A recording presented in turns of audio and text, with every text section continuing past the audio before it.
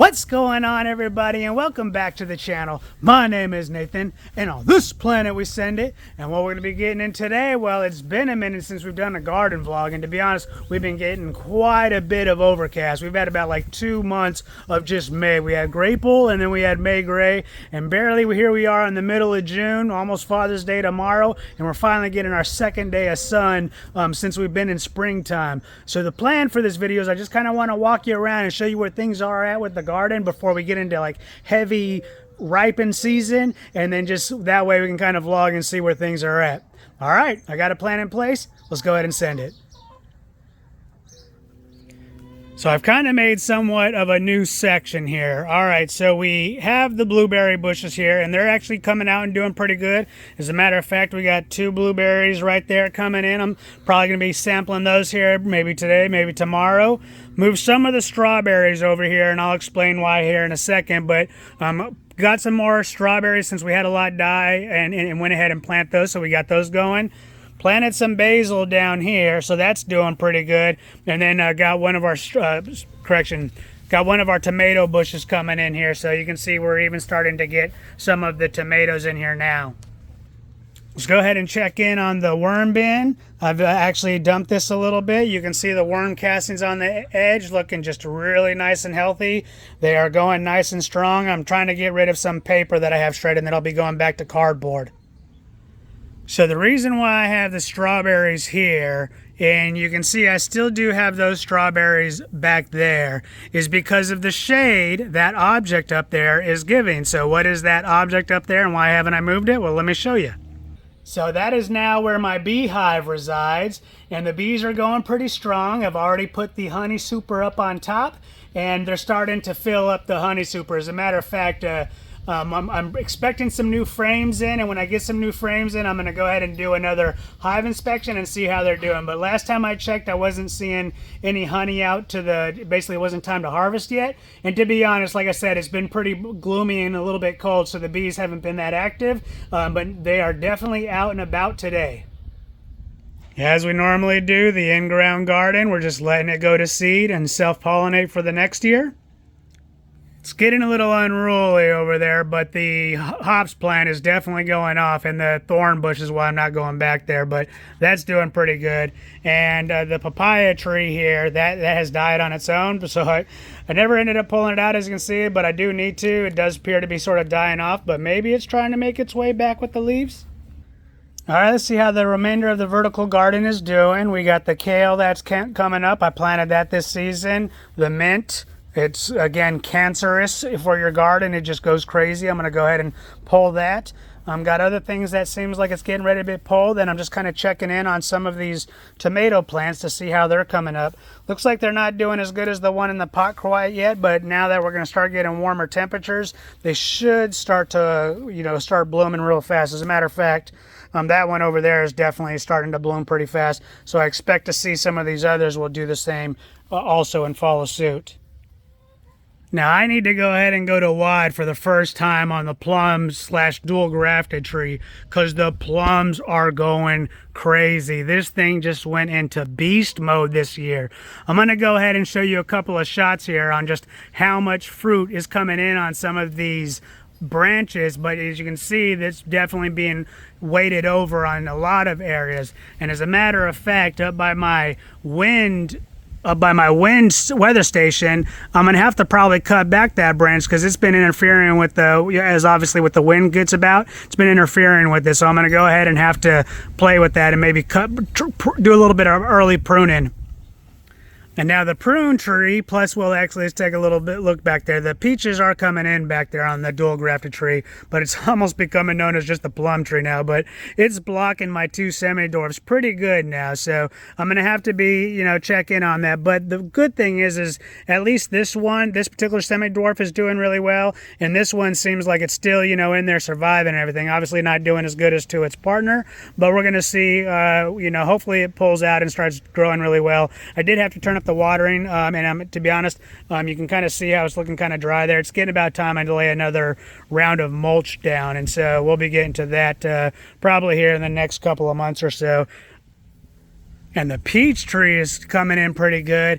Again, every year I'm always looking to see, you know, how well the peaches are going to do this year. Because for those that's been watching the channel for a little bit, I have done some significant morphing of this particular tree to have it grow the way I want it. And so I'm looking forward to hopefully that the peaches this year will get to the size that they were before I started doing everything to it. Now the persimmons tree seems to be doing pretty good. It's filling in a lot better this year. I'm glad to see that. I don't see any fruit flowers, so that's pretty cool. Let's go ahead and just jump on over to the Mexican lime tree.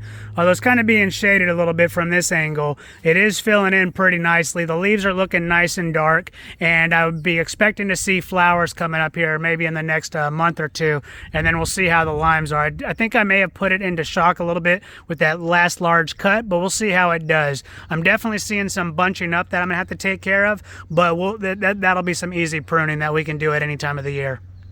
Now the fig tree, as a matter of fact, both fig trees are doing pretty good. The fruit are starting to come up on not only the first and the original, but we're also starting to get figs coming in on the new fig tree too. So that's going to be the first time this year that we have ever had figs on that one. So that's a pretty awesome sight. Okay, and the avocado tree, it is just filling in with nice healthy leaves. It went through a little sick period to where I saw some of the leaves burning back. Not a sick period, but basically we're sacrificing some of the leaves for the new leaves, and the new leaves are coming in. So I'm expecting the flowers to start coming in pretty soon too. And then it'll be awesome to see not only how they do this year, but to see how better that the pollination goes now that I got the bees here with additional flowers from this new growth that we have all over. Now, Big Bertha. The only thing really to say about Big Bertha is I do got some suckers coming in, so I gotta, as we do, remain sucker free in the garden, and that is, it's just filling in and getting ready for the next year. Big Bertha still reigns supreme in the garden as always, but the prune tree is now starting to, give her a correction. Not the prune tree, the plum tree is now starting to give her a run for the money.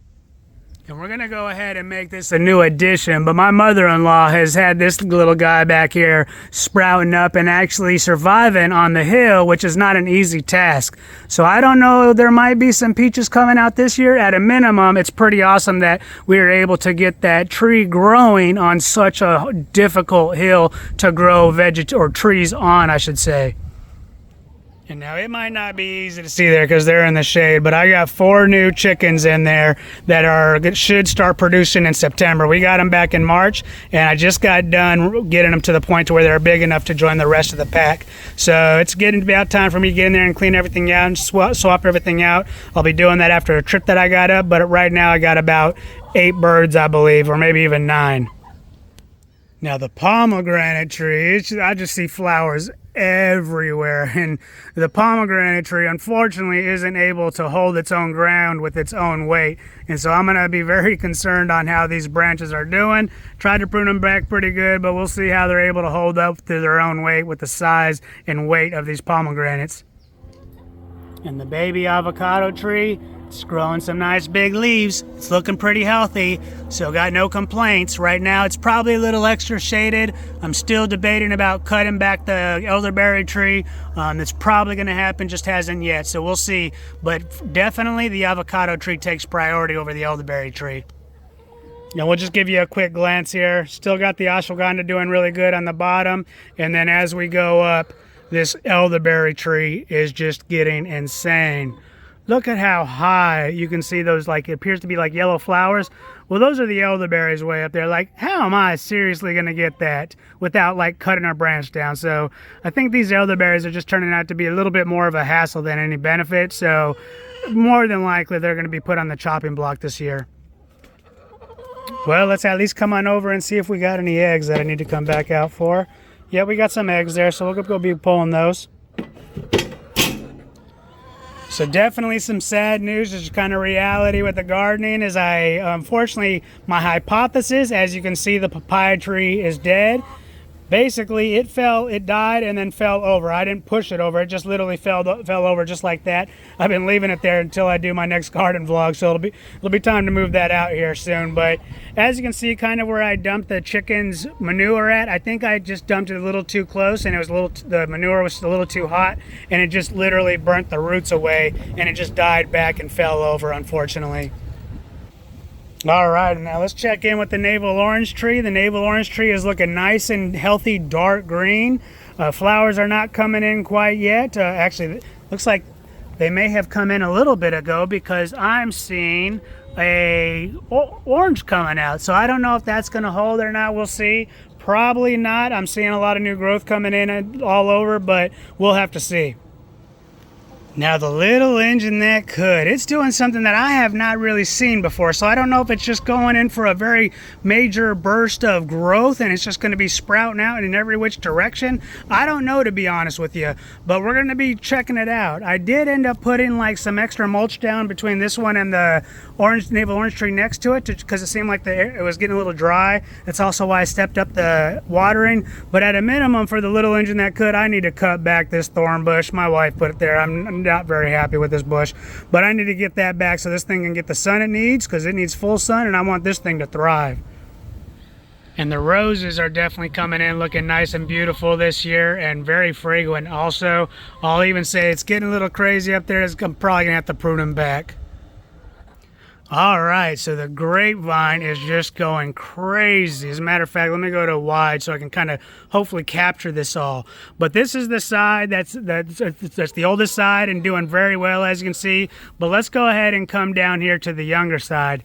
Doesn't look like we're really skipping too much of a beat. Got a lot of the branches growing and producing a whole ton of grapes coming down, and so I think, at least, I don't know if it was the 100% correct decision, but it looks like it at least was not a wrong decision to go ahead and keep this one and not the one that was older. If you recall, for those who've been staying here, this is the one that we are keeping, that was brand new last year or 2 years ago, that we kept, and we kind of did a little test between the two, and it seems to be doing all right. As a matter of fact, we'll go ahead and zoom back in. Seems like a little bit up there, it's starting to grow out, and hopefully we'll be 2, 3, maybe 4, all the way down to the weather station, maybe by the end of this year. All right, well, that's going to go ahead and wrap up this video. Again, I just kind of want to take you around, show you how the garden's doing, specifically on how things are doing before we actually start getting into heavy fruiting where it's ripening. And I just wanted to show you kind of where things are as we probably, quite honestly, are just now getting into spring for us, even though it's like summer, as far as like we're in June, so it's almost officially summer here in a few days. But anyways, thank you for watching. I hope you enjoyed this video, and I'll see you on the next one.